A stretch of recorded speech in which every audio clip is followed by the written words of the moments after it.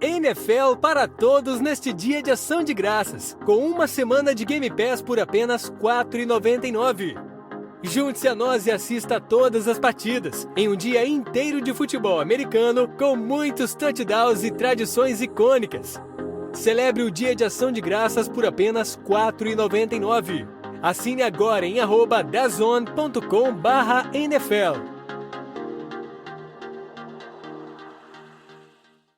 Sair da escola já com uma formação profissional no currículo? Parece bom demais pra ser verdade, né? Pois é. No ensino técnico do Senac, isso é possível. É ensino médio junto com formação técnica, que acontece durante os 3 anos. Lá, eles usam metodologia para projetos, desenvolvendo competências como resolução de problemas, pensamento crítico e colaboração, além de valores éticos e sustentáveis. Quer saber? Senac. Acesse sp.senac.br/ensino médio e saiba mais.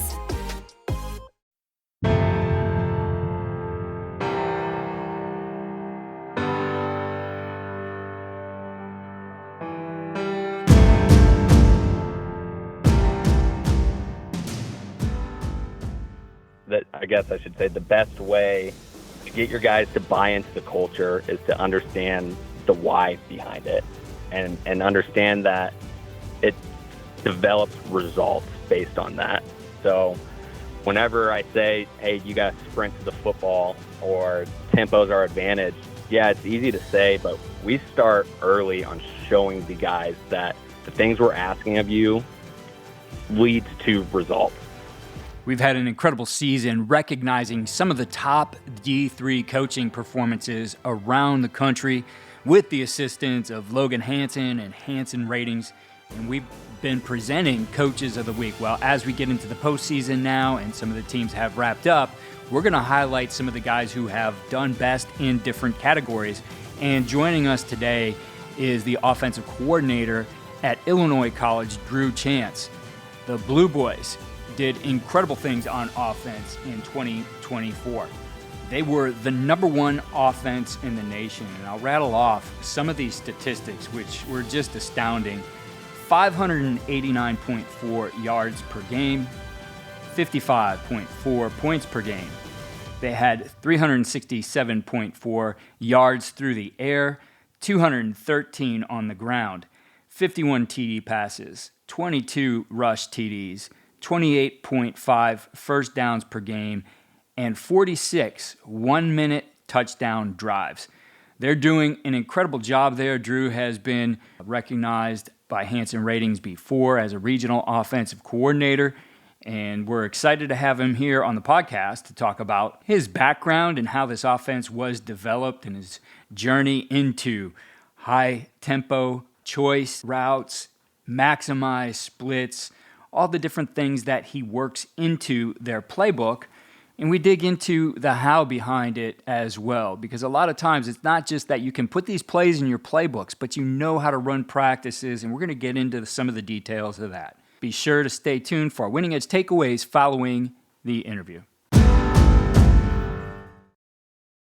We're going to dig into one of the most explosive offenses in college football in 2024. We mentioned all the ridiculous numbers in the introduction, but joining me to talk about what they do and how they do it is Drew Chance, the offensive coordinator at Illinois College. Drew, thanks for joining us on the podcast, and congratulations on an incredible season.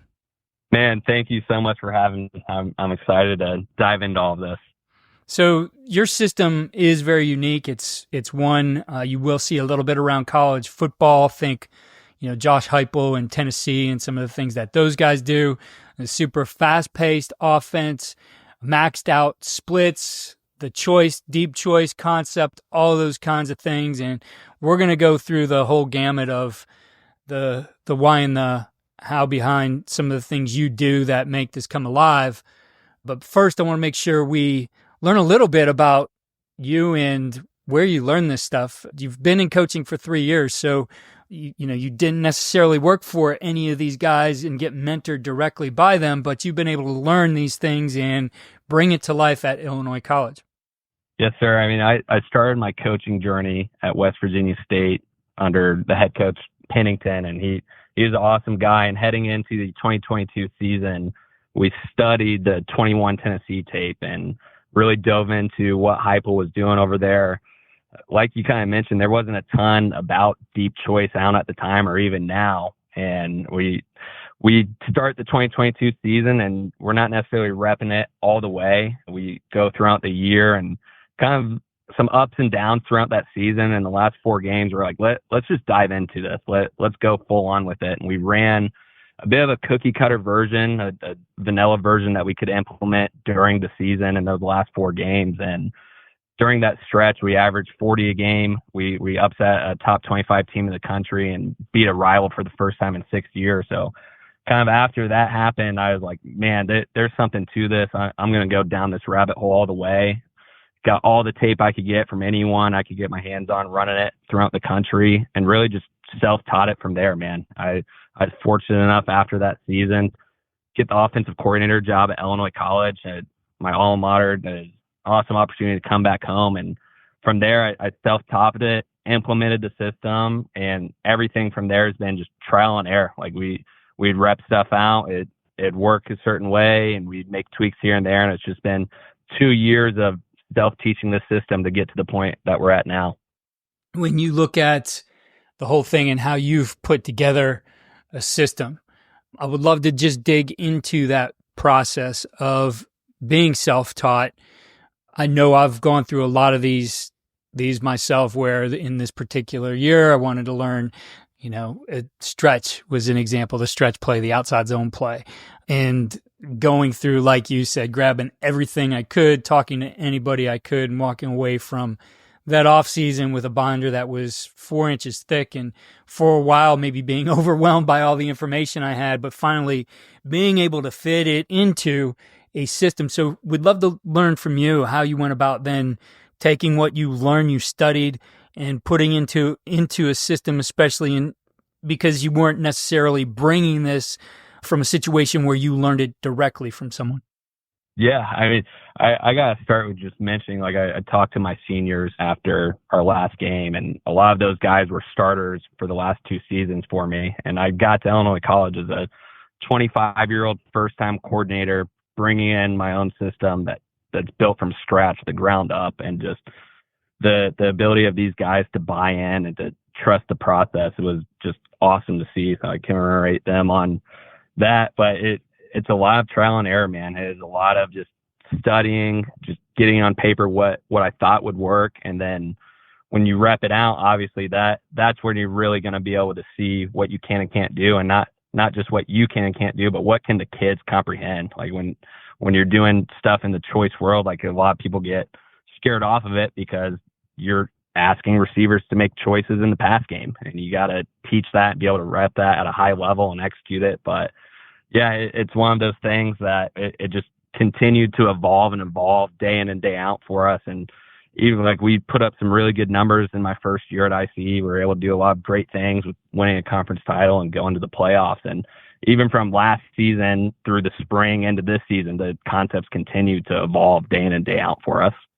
I know too, when you're looking at a system like yours, we were talking a little bit about just some different concepts that are out there, and, certain things aren't going to fit. And I think that's something very important to understand about a system, because it's easy to fall in love with plays, especially today. I mean, we can go to Twitter right now and see so many different plays highlighted and walk away saying, man, I got to put that play in.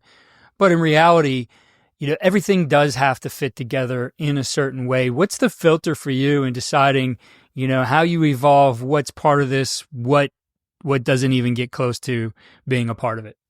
Yeah, I mean, I think you got to step back and ask yourself, like, do we need this, and what value does it add with what you're doing? Like, does this complement what you're doing, and does it fit your system?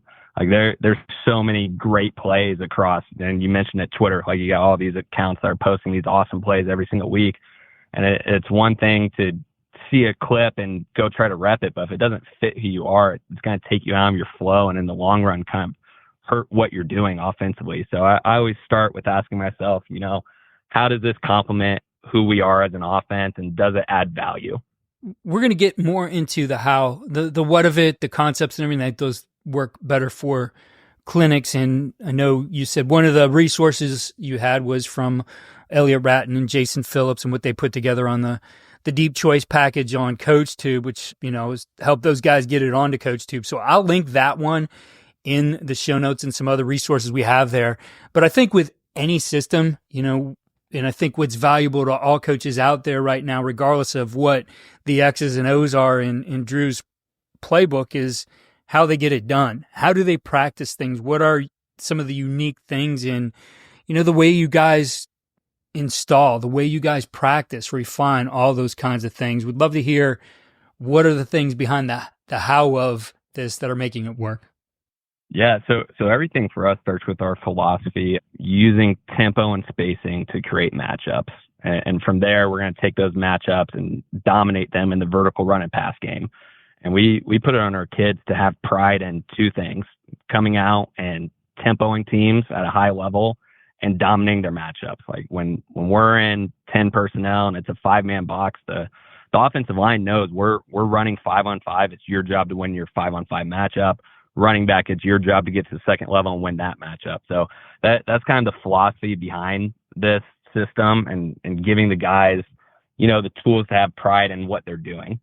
From there, you got to rep to be good at tempo. Like I'd say that everything in this system starts with our tempo.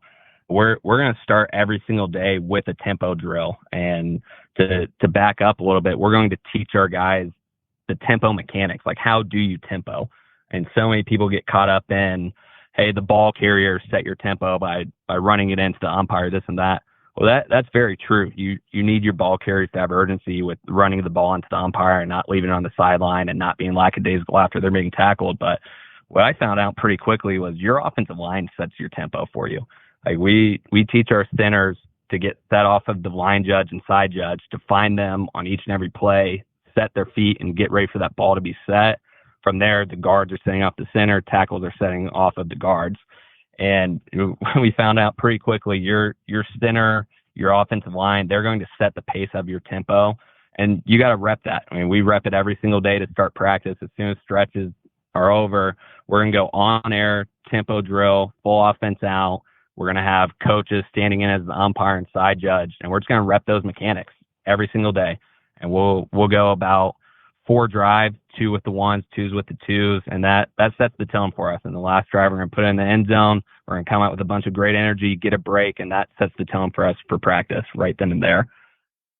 So I know the other thing you mentioned to me, that the unscripted portion of this is important as well. And when I think of unscripted, or some people call it periods or whatever it might be, when you have to make some decisions in practice as the coach, you're getting your reps as well. So we'd just love to hear, again, how you set those things up, how you utilize some of those things against, your scout team, your show team, as you call it, to get the most out of practice. Yeah, so we have every single day 2 25-minute periods with the show team, and I think we do an awesome job here at Illinois College of getting the most out of those periods. Like there's a lot of guys that may go into it and they just rep scripted plays the whole time. Like, we're going to start off each day split up, and I'm a huge fan of group work. I like group work a lot more than indie personally. So we'll have the quarterbacks and receivers with all of our show team DBs, and then we're going to send the offensive line, running backs, tight ends with the front. And those guys are working full line run game looks that they're going to see this week. They're working blitz pickup, favorite pressures from the other team. And we're going to start each day with working half line skelly. So if we're in a 2-by-2 formation, our boundary and field receivers are set. We're going to have the boundary live to start. They're going to rep our base play versus a base look. Then the field's going to go. All right. Now the 2s are going to go up, and we're going to rep that same play versus every look that we're going to see that day. And that cycle is going to continue for about 10, 15 minutes till we've repped everything out. From there, we're going to come together and rep out scripted plays, because I think it's important to rep scripted plays. Like there's certain looks and certain checks that the quarterbacks have to be ready for. So like we're still going to do that part of it, but with being a tempo team, our guys need reps at moving the football down the field and practicing our tempo operations. So that's what we utilize that second show period for. Like, we're going to finish our scripted plays, and then that second period, we're just moving the football. We're playing, and we're not scripting anything out on offense, and we're going full speed reps, move the ball down the field with the chains out. Whatever happens in the situation, that dictates where the ball goes. So we're not scripting hashes or anything. To be able to do that, your offensive coaches have to be very in tune with what does this defense do? Like what is their identity to each formation? What kind of pressures do they like to bring in certain situations? And we have every single one of our assistant coaches on offense running the show team for us to be able to do that. But I think that that's something unique that we do to end every single period there for the day on the show periods, is repping that move the ball against the defense, not scripted, and we're trying to snap the ball in under 10 seconds during that. So I mean, we got all of our offensive coaches getting the calls in as fast as possible, and I found that stimulates the most game-like setting for our guys compared to anything else you can do offensively. And I gotta give a shout out to the offensive staff that I have here. I mean, those guys crush it. They've done a great job. Our O-line coach is a guy that was a teammate of mine at Illinois College, Coach Reed, and then Coach Salerno and Coach Fryer, running back receiver coach, are two guys that started their career with me when I took over as an OC. And those guys have poured into our program. They have bright futures ahead, and they were locked in. Like the reason that we were able to run and do a move the ball against the defense is because those guys took the time to know exactly what those defensive tendencies were. Yeah, would love to hear just the logistics of being able to run an unscripted period and getting the ball off in 10 seconds with a show team, right? Not your own defense out there making calls, but those guys, again, knowing those tendencies. What logistically is happening in practice that those guys are able to get your defense set so quickly? Yeah, it starts with when we're split off from each other and we're in the setting where we're repping Skelly or we're repping full line, and the coach is talking to the Joe players about, this is like, let's say they're a cover 2 team. This is how this team plays cover 2. When we call it, you need to be ready for it. This is the name that we're going to give this twist or this blitz for the week. You got to be ready for it. So we're basically teaching these guys a defense, and they did an awesome job for us of retaining that information. And then when you get into those move the ball settings, we got a coach for basically each position group. We got a coach running the D-line, coach running linebackers, coach running the back end. We're not going to script and show cards. Even when we're scripted, those coaches are telling them what to do verbally as fast as they can and getting them set and getting them ready to go. Yeah. How do you prepare your scout team, especially, you think early in the year, and a lot of those guys are always new guys, right? How do you prepare them to be able to run the practice that you guys need? Obviously, they're servicing you and it has to be done a certain way. I could see as over the course of the year how that could become very efficient. How are you doing that right off the bat? I think the first thing you do is just explain to them how important their role is and getting our team ready to go, and then making them take pride in what they're doing. Like when those guys care over there and they understand that what they're doing is directly helping us go win ball games, it makes life a lot easier. And those guys did a great job for us this year. And something that we do during the scripted periods just to continue to get really good looks is, if we're running the ball, like let's say we're running power to the field, we'll tell the D-line and the linebackers before the play exactly what we're doing so we can simulate the most difficult look for our offensive line possible. Obviously, it's hard during the move the ball period because they have no idea what we're running. But during the scripted period, that's something that we'll always do with those guys in the run game. So they're making our offensive line continuously work. So when you look at your numbers, I'm sure everybody would right away see 376 pass yards, and that jumps out.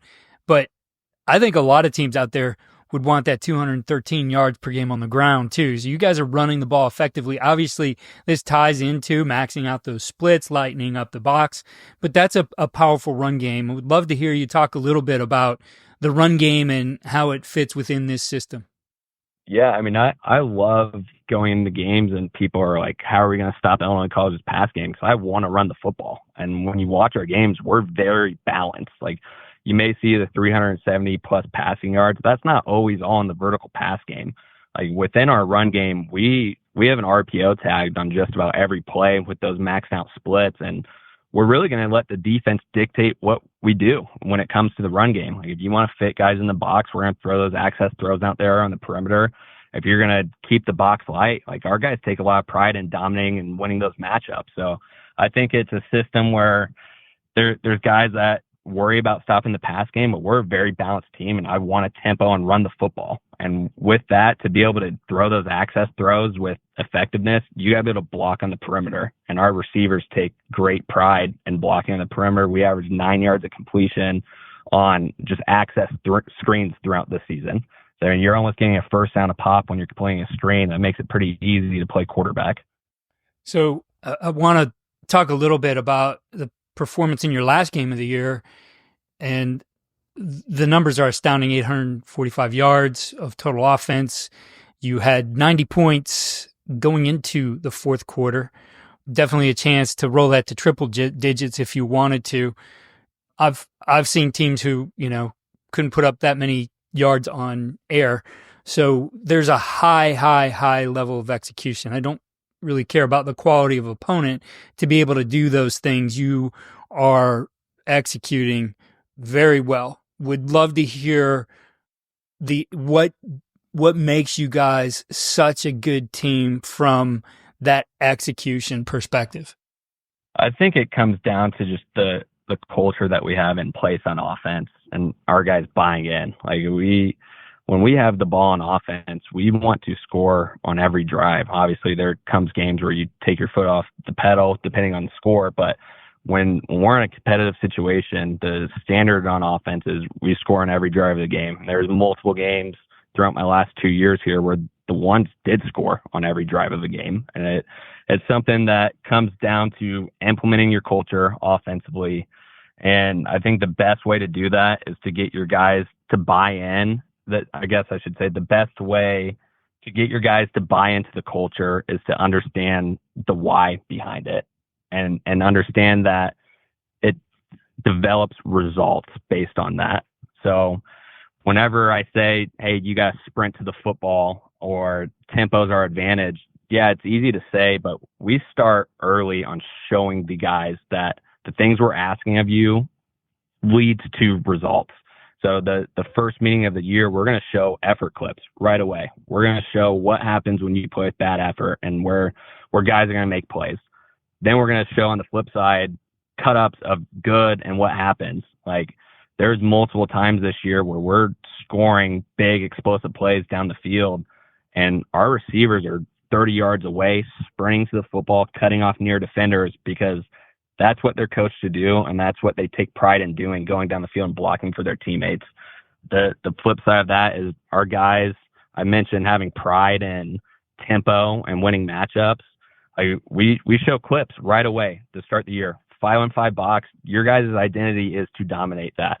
Receivers, if we're 2-on-1 on the perimeter, your identity is to dominate the matchup and the blocking game. Like that's more important to me, being able to block on the perimeter as a wide receiver, than it is if you can go up and catch a 50-50 ball. If you can't block at Illinois College, you can't play receiver here.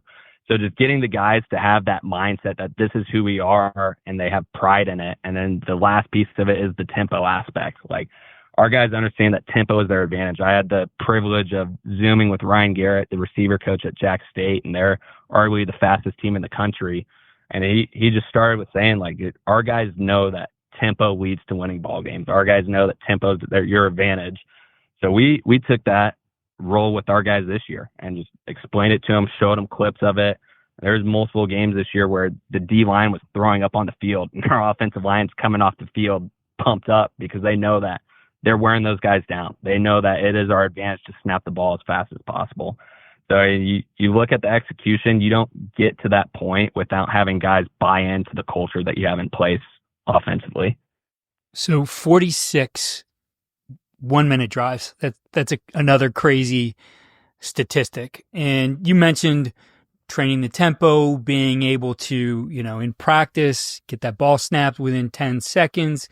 We did a study one time and looking at tempo where we wanted to know what was the time we really had. So it took us going back through the games that were streamed and putting a stopwatch on, basically whistle to snap or whistle to spot of the ball.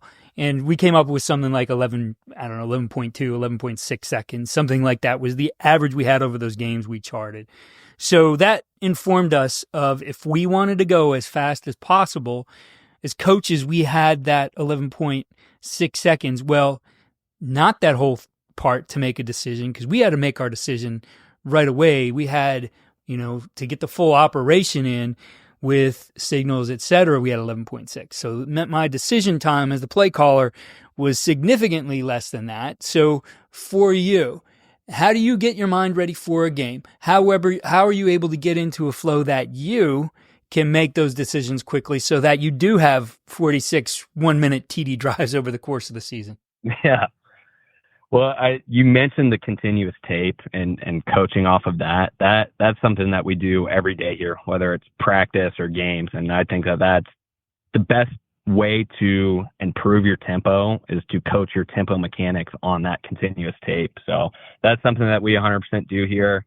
And then when it comes time to calling the plays, it has to come fast. Like there can't be any indecisiveness as a play caller here. And the way that you get into that flow is you master what the defense is doing. Like we have a staff that does a great job helping build our game plan each week. And I go into Saturdays with a complete clear mind of how we want to attack.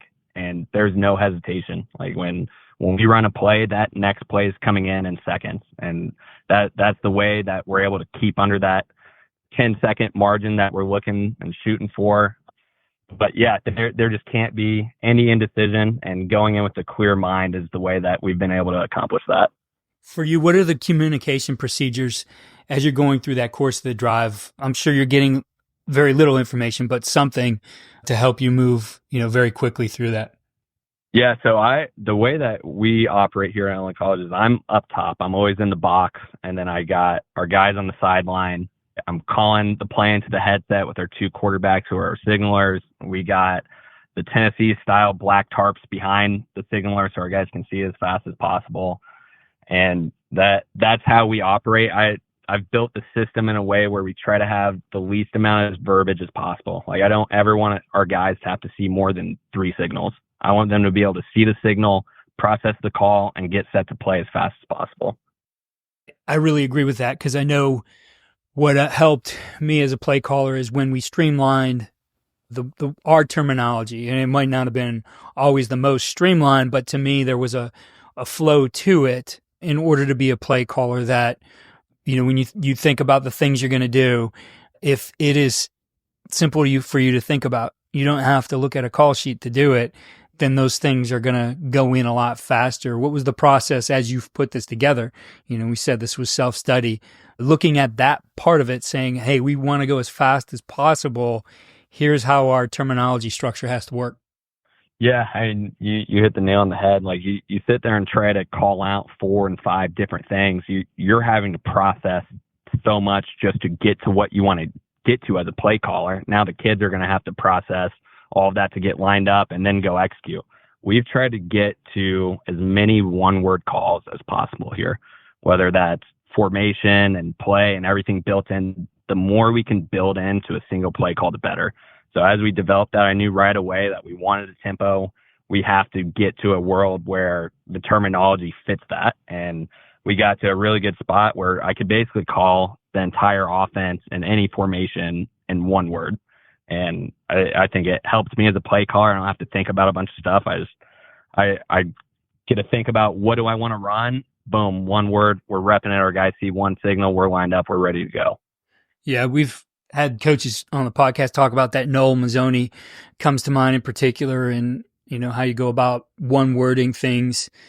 Also talk quite a bit about the size of your game plan and your call menu, and having Phil Longo on talking about the number 26. I think a lot of these guys in that 24 to 26 play range. I went back through and looked at what we did, and we had an automated call sheet where when we put our game plan in, it scripted our week. But that number for us was like around 28 slots that we had available, and we would usually carry some things over, so our calls were much less than 28. But for you, what's that sweet spot of having all the tools you need in the toolbox versus being streamlined so that you can call the game better, but also that your players really get to execute and practice that execution over the course of a week? Yeah, I think that number range that you mentioned is pretty spot on. And that's something that I had to learn early in my career. I think that when I first took over and called my first few games, I carried way too much.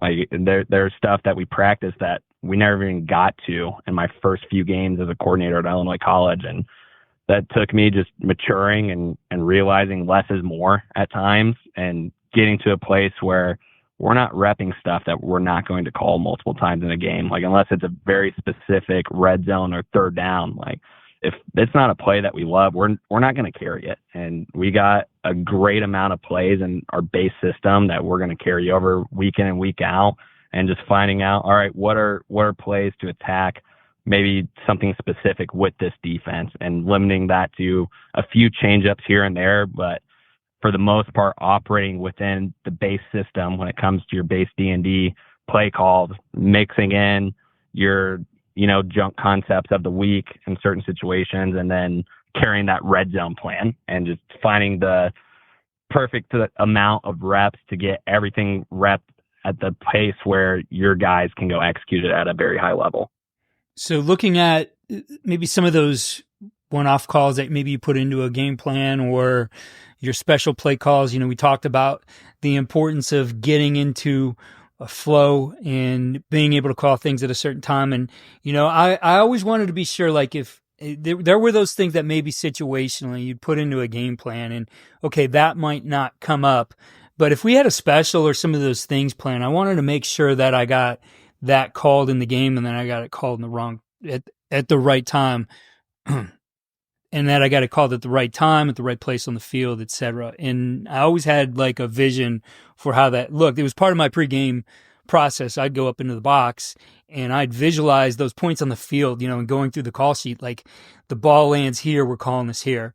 And I mean, one of them is pretty cool. When I was at Oberlin College, we're playing Wabash, and, this is pre-Philly special, but we ran that play, which I think a lot of people attribute that play creation to Chad Morris, but we called it. And I distinctly remember being up in the box pregame saying, hey, if, first quarter, we're going here, the ball lands here on this yard line, this hash, we're calling it. Boom, it's right there. It like popped into my mind that we should do it. So for you, operating at that highest tempo, how do you get those kinds of play called? Yeah, I think that how you talked about visualizing and going in with a plan when you get into these certain looks that you can call it with no hesitation is the way you're able to do it. Like if I haven't thought through that scenario and I haven't visualized it, there's no way when I'm trying to call a play as fast as I can that I'm going to be able to get there. If I had not taken the time to say, all right, if we're in this part of the field in this situation, we're going to it. So that for me is how we got there. And really there's nothing better than there's something that you've prepared for offensively that you expect the defense to go to. Maybe they don't do it all the time. Like it's something special, like a certain pressure or a check offensively, to see it come out in a game, your guys be ready for it and execute at a high level. There's so many times throughout a week where we practice for looks and pressures and checks that we maybe don't see. So whenever you do get them in a look that you've prepared for is an awesome feeling as a coach. So we talked a lot about, what you're doing over the course of the week. What are you doing in those final, that hour or two before kickoff to prepare yourself for what you're going to have to do? That decision-making at a fast pace, that communication, play calling, all those things you got to do over the course of the game. How do you prepare? Yeah, I'm big on, like, when I got my headphones on, I'm listening to worship music. That's kind of how I get into my zone. Then I'm going to spend some alone time just praying, getting my mind right, getting at peace. And kind of the next step for me is, like, we'll go out to what we call our Blue Boy yard, where our guys are throwing and getting loose. It's not necessarily the structure pregame yet, but just interacting with our guys and seeing us throw the ball around always gives me confidence and peace. And I want to go into the game as worry and stress free as possible so I can call the game free, knowing that our guys can go play the game free. So that's kind of my routine to get my mind right, to go in at peace and confident, ready for each game. Well, Drew, it was great to get a peek into the things you do, learn about how this has all come together for you, and hear a little bit about that journey as well. I appreciate you taking the time. Congratulations again on a great 2024 season and being the leading offense in the country in terms of points. and yards, and best of luck to you as you continue on through your career. And we'd love to have you back again sometime. Yes, sir. Thank you so much for having me, and I'd love to come back on. Here are Winning Edge takeaways and ideas for implementation. I really enjoyed this conversation with Coach Chance, and I think a few things came through. I was really impressed by his self-taught mastery and how he was adaptable to looking at different things and figuring out how they fit for him. And I think that's so much tougher to do when you don't have some mentors along the way, but I've been through that process myself. I think the more people you can talk to, you're going to find something that will fit for you. I tell the story all the time about how we moved to a zone offense, in particular running the outside zone at a time where people weren't running it. So I had to go really looking through a lot of resources to find what we were doing. And you will overwhelm yourself at times with that information, but then you'll figure out, well, what's our philosophy, what I want to do, and you'll find those things that fit, and you'll be able to adapt those into what you do. For Coach Chance, I think the other thing was their tempo and their execution. And he talked about that being a foundation of their offensive success and how they manage that in practice, the different things they do, like the rolling tape, right? That they're going to have that continuous tape in practice so they can evaluate and coach up the different things that they're doing. And he pointed out, some specific things they do to enhance their tempo and execution and do it at a pace that obviously makes them elite. And then the last thing I think is so important to no matter what you do, no matter what system you come up with in this off season or how you tweak your system, is you still need that player buy-in. That strategy needs to be ingrained with your culture. I had Andrew Coverdale, who is now an analyst at Louisville, on, 12-time state champion, and he talked about that a long time ago, about culture and strategy don't need to be a dichotomy, that you need to work those together, and I think that's exactly what Coach Chance did. Be sure to keep following us here throughout the offseason. We have some things coming up for you with some different podcasts. We'll have some series in 2025 that we're going to be previewing, and we have an ebook coming out, a free one. Look for that one in our show notes soon. And there'll be a link where you can download that. The ebook is called Evaluate, and I go through and look at a lot of different things that you can do in the postseason that are going to help you identify some issues and really build for this next season. Really put a strategy behind how you approach the offseason. So be sure to check that out as well. Check out our 10% toolkit. That's where we share some of the best products and technology available to you as coaches. We'll have some new partners coming on board for 2025, and we're going through the process of vetting them just as much as they vet us to make sure that this is a product that can really help coaches. Follow all we do at coachandcoordinator.com. We've really been highlighting and bringing to light some of the best coaches around the country. We always write an article on those guys now, so if you don't have time to listen to a whole podcast, I think you can get a lot of those from our blogs where we highlight these guys and the things they do in different articles. And follow me on X at Coach K Grabowski.